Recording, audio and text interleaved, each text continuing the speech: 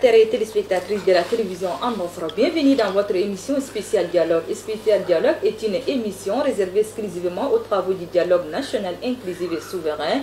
Et pour ce 8e numéro, nous recevons comme invité Dr Abakar Suleiman, avec qui nous allons discuter du travaux du dialogue national inclusif et souverain. Bonjour et bienvenue dans votre émission Spécial Dialogue national. Bonjour Télé Al-Nassour, merci de m'avoir invité. Et de faire surtout les déplacements jusqu'à chez moi. Merci beaucoup. Monsieur le Président, les travaux du dialogue national inclusif ont été lancés le 20 août dernier par le président du Conseil militaire de transition. Vous, en tant que citoyen tchadien et en tant que membre du mouvement patriotique du Sali, quelles sont vos attentes par rapport à ces dialogues? Merci la télé. Avant de répondre à votre pertinente question, je voudrais d'abord dire que j'ai eu la chance de parcourir le Tchad de par ma fonction de vétérinaire et politique, en voiture, en avion, parfois même à pied. Sur le terrain, les problèmes sont à hauteur d'homme. J'ai dit que le Tchad aujourd'hui, les problèmes du Tchad aujourd'hui sont complexes, durcis, enquissés, sont devenus très difficiles à traiter. Alors que même les problèmes brûlants de l'heure. Alors chaque fois que quand je me rends dans une ville ou dans un village, je me rends compte de l'impuissance publique. Ça veut dire quoi? J'ai remarqué que c'est le Tchad qui se déchire. C'est la fraction sociale. C'est l'incivisme. Autrement dit, la cohabitation est plus difficile entre les responsables politiques qu'entre les populations même. Voyez-vous, le problème des Tchadiens aujourd'hui, il s'appelle quoi? Il s'appelle, moi en tant qu'agent de développement, bientôt les oiseaux migrateurs. Il s'appelle inondation que nous vivons. Il s'appelle la famine, il s'appelle la misère. Aujourd'hui, tout autour, à quelques derrière, derrière les cimetières, les Tchadiens boivent déjà l'eau de pluie. Et ce n'est pas normal. Moi, je pense que tous les Tchadiens, reviennent, composent, que tous les Tchadiens forment une coalition pour la paix et le développement. Maintenant, pour ce qui est de la question que vous venez de me poser. Par rapport aux attentes. Par rapport aux attentes.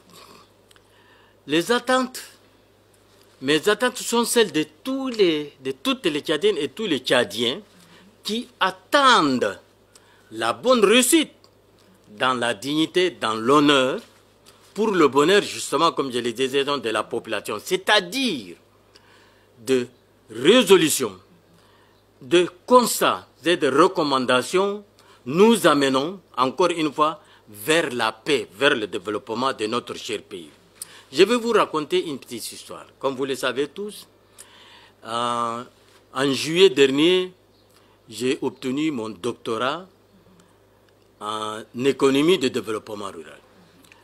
Mon directeur, le président du jury, qui est un Sud-Africain, en faisant un petit speech introductif pour Manoa de Boma, à la maison, à l'université de la faculté de médecine de N'Djamena, qu'est-ce qu'il a dit dans son état? Il a dit Tchad Fest, autrement dit en anglais, le Tchad d'abord.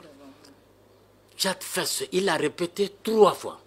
C'est-à-dire qu'il faut que les Tchadiens, nous, on commence, si on ne l'a pas fait, d'aimer le Tchad. Il faut qu'on aime notre pays. Voyez-vous, moi je pense que, et comme je l'ai dit à certains de vos confrères, ce n'est pas le Tchad qu'il faut refonder, mais c'est plutôt l'homme tchadien qu'il faut chercher à construire. Autrement dit, J'ai dit à tous ceux qui viennent, où le matin ils se mettent dans leur tête que nous sommes en train d'aller au palais, qu'ils oublient, qu'ils mettent de côté leur ego, qu'ils pensent d'abord Tchad, comme l'a dit mon directeur qu'ils pensent d'abord Tchad. Encore une fois, je dirais qu'il faut qu'on cherche, tu vois, à enlever de la mentalité de l'homme tchadien toutes les tares. Je ne veux pas aujourd'hui vous le dire, et je crois que nous sommes tous des Tchadiens, je connais, nos tares, ce que nous devons enlever de nous, ils ont leur nom. Ils s'appellent la corruption, ils s'appellent les crimes, ils s'appellent les détournements, ils s'appellent. Je crois que si on doit se mettre, on va mettre une journée entière pour énumérer, mais je crois que nous ne sommes pas pour ça. Merci beaucoup, Monsieur le Président. Vous faites partie de ceux-là qui prennent part à ces dialogues nationaux inclusifs. Quelles sont vos contributions en tant qu'agent du développement rural? Merci. Mes contributions, comme je le disais tantôt, ça sera de tenir le langage de la vérité. Le langage, c'est une contribution.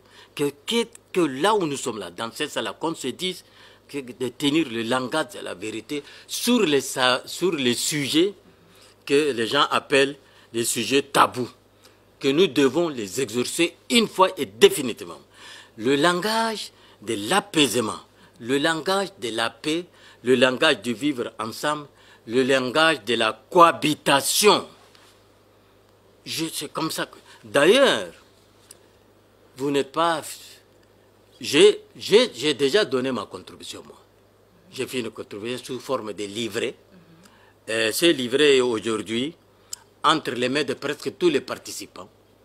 Je ne dis pas que je suis prophète, je suis Dieu, que tout ça que j'ai fait est ceci. Monsieur le Président, sans toutefois vous couper la parole, quelle est la contribution de ce livret? Comment? Quelle est la contribution de ces livres?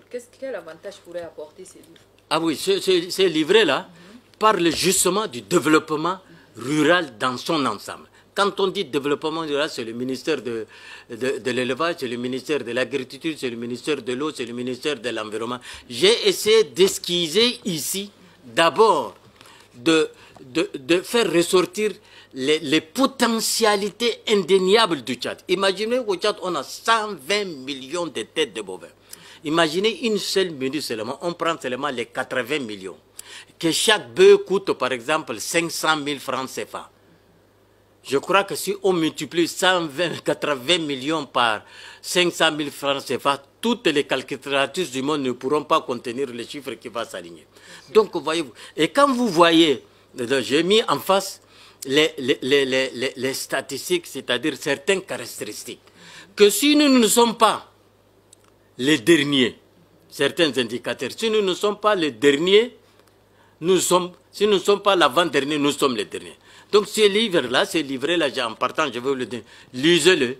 J'ai essayé de parler aussi que développement pour diversifier le développement, la croissance économique dans notre pays, il faut désormais, c'est à la mode, c'est ce qui doit se faire, ce qu'on appelle la chaîne de valeur. Imaginez, prenez seulement, si aujourd'hui les abattoirs avaient les normes internationales, si on tuait ici, si on avait apporté les machines. Les cornes, ça fabrique les boutons. Les peaux, ça fait des chaussures. Vous voyez, c'est toute une chaîne. Cela va aller freiner ce qu'on appelle aujourd'hui, ce que vous voyez tous les jours, nous suivons sur les chaînes internationales, les jeunes Tchadiens, les jeunes Africains meurent, ils vont se tuer. Ça va freiner l'exode rural, ça va donner du travail aux Tchadiens, aux jeunes qui aujourd'hui tous attendent à la fonction publique. Je voudrais aussi profiter pour dire à mes enfants, à mes petits frères, que la fonction publique n'est pas une fin en soi. Il ne faut pas seulement rêver, je vais étudier, rêver pour venir seulement travailler à la fonction publique. Rêver de penser à travailler à l'international. Et surtout, je vous demande de faire des études, de hautes études et de hautes études sérieuses. Parce que si vous faites des études sérieuses, vous n'allez pas chercher le travail. C'est le travail qui viendra vers vous. Ok, merci beaucoup.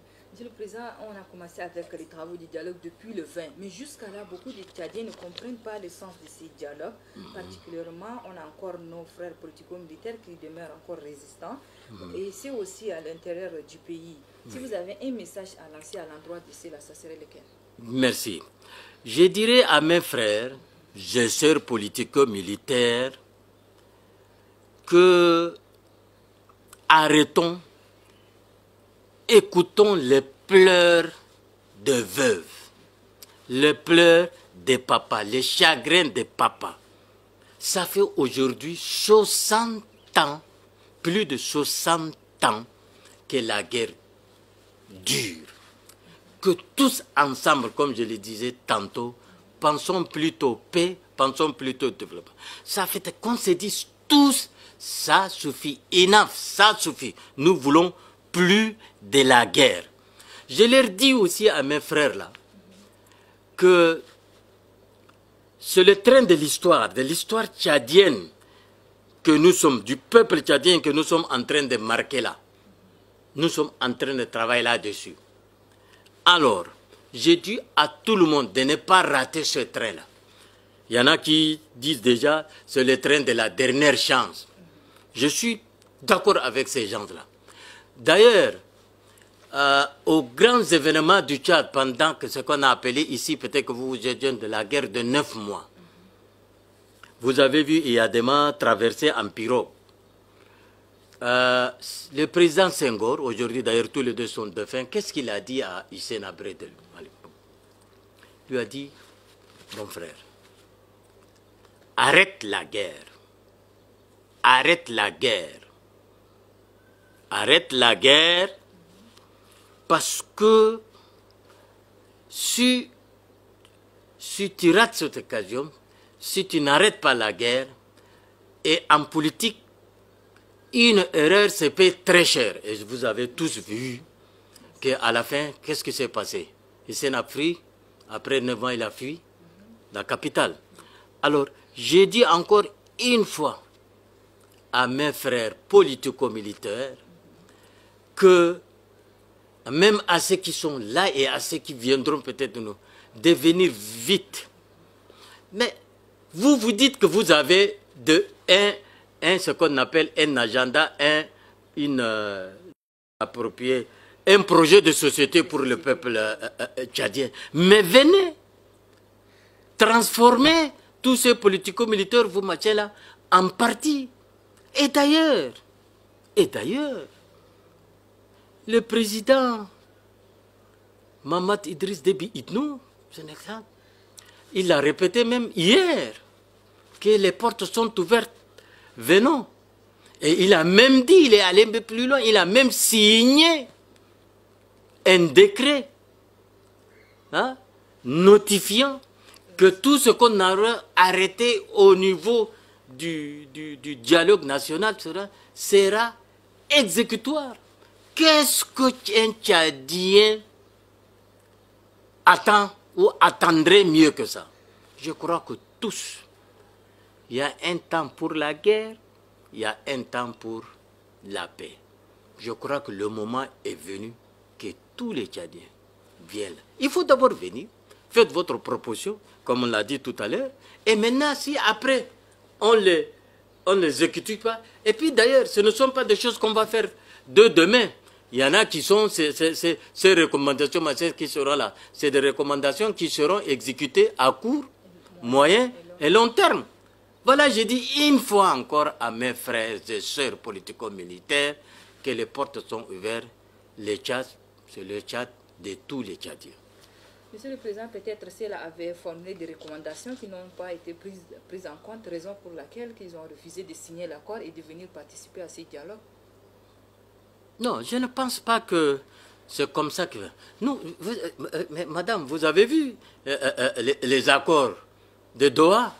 On a même mis un comité ad hoc spécial pour regarder de plus près avec tous les Tchadiens, ceux qui n'ont pas eu la chance d'être à Doha, de regarder à nouveau et de prendre ce qui est faisable de ce que nous devons faire, comme je le disais tantôt, aujourd'hui, demain et après. Alors, donc, moi, je pense et je crois que